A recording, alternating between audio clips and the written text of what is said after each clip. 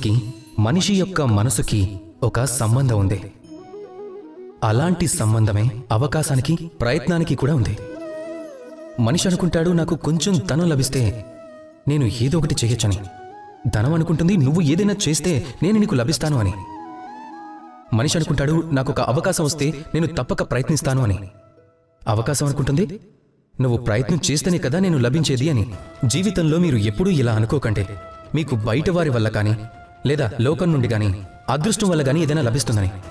మీ దృష్టిని కేంద్రీకరించాల్సింది తమరి కర్మలపై. దృష్టిని కేంద్రీకరించాల్సింది మీ చేతుల్లో ఉన్నదానిపై. నిరంతరంగా ప్రయత్నించండి. ఎలాంటి కోరిక లేకుండా, దేనిని ఆశించకుండా శ్రమించండి. అప్పుడు మీరు మీ జీవితాన్ని చూడండి.